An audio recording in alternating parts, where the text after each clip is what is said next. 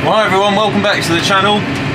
Today is the last day of doing some cultivating with this tractor until next year.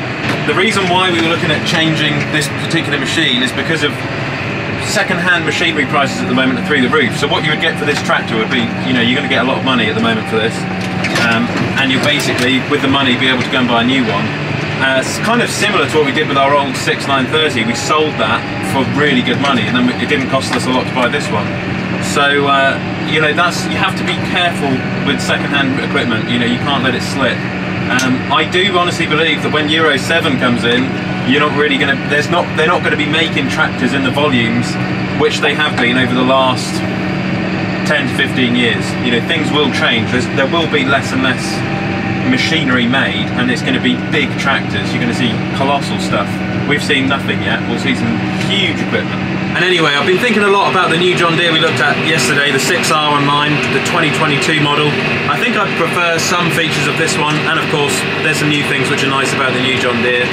But look, it's horses for courses. At the moment, used tractors are going for high money. You know, they're really, prices are through the roof. AdBlue or not, they're still making good money.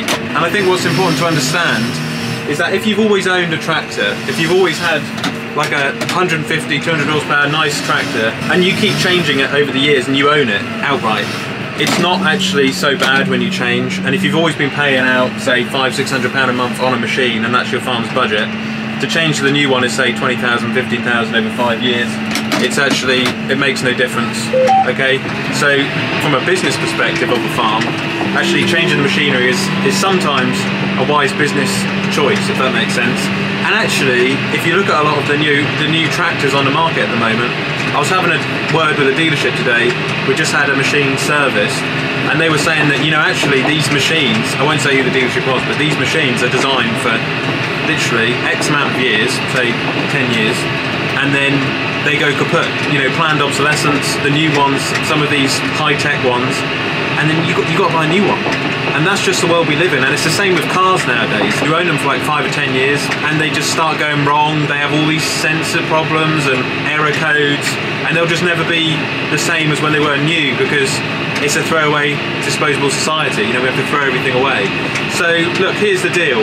We've got some classic tractors on the farm. The 135 will come back just after Christmas now. I've been on the phone to Gavin from Young's Tractor Restoration.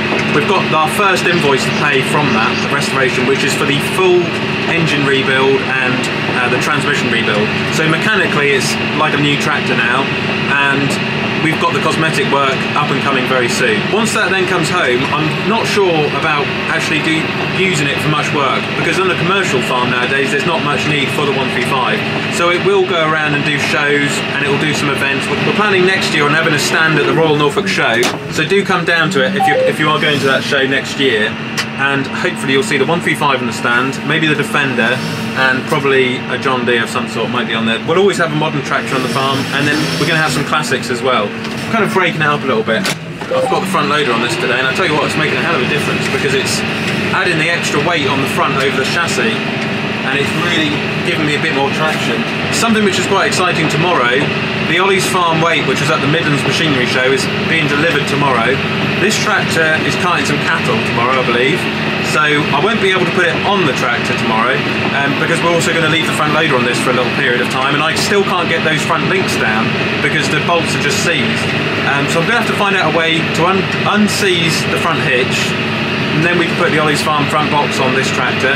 And also, I've been reading your comments over the last couple of days about the new John Deeres, which are currently out, and I'm really surprised by how many of you are really excited about other brands nowadays. A lot of people have been talking about the new Fendt Gen 1 or Gen 6, and also the Massey Ferguson 8S, which is, I did see one in person at the Manatee Roadshow, and it looked absolutely awesome.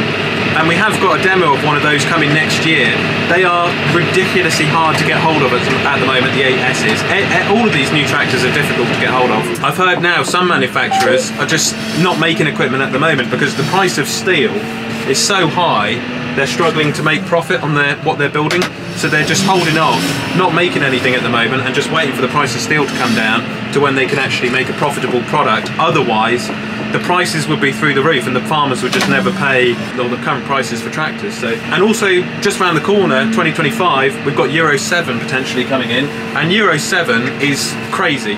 We're not allowed to have any emissions from a tractor at all. They have to be net zero. You can't have anything, any amount of carbon, and tractor manufacturers are going to be limited to how many tractors they can make a year. But looking into the future, it's going to be very difficult to acquire a new machine. You'll be lucky to get a build slot on one. So these are some interesting times. And I know a lot of you guys would love us to look at some other brands, other tractors. I have looked at New Holland and Massey in the past, but there's just something about John Deere. They are a well-built tractor. You generally speaking get your money back when you come to sell them. I think we'll always have a John Deere here on the farm, but I just, there'll probably be some other colours. We've got the 135, the little 65. There will be a tractor in between the two in terms of modern era, classic era, and a sort of retro, some sort of tractor in between. I get people who come on the farm, they like Massey Ferguson, some people like John Deere, some people again New Holland and Fendt and all the rest of it.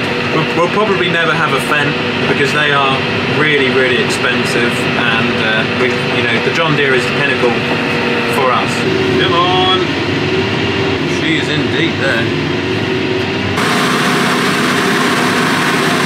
I've just been thinking about yesterday about the new joystick with the forwards and backwards on the shuttle. On this one, you know, yes, I haven't got the forwards and backwards on here, my joystick, but it's still quite nicely moulded for your hand, and I use it, you know, fairly regularly when I've got the front loader on, as you can see at the moment. The new one's just slightly curved, and then you've got a shuttle on there, but that does the job. This one's fine, and obviously forwards and backwards just on the John Deere shuttle, which, to be fair, when you get used to, is actually quite nice to use rather than having it on a joystick. That is actually a good shuttle. Today, that's the engine power plus management, IPM, intelligent power management. It's been flat out on that green bar all day today. I don't know if the camera can pick it up. On these last few strips I can't really see hardly anything, so I'll just put my lights on. That's better. The camera can pick up light better than I can, but these lights have made a big difference this year. Okay, well that's pretty much it this year for cultivating. I'll put the cultivator just on the stack yard for tonight, and then we'll move it back into the shed later on in the year, and that'll be put away until 2022 now.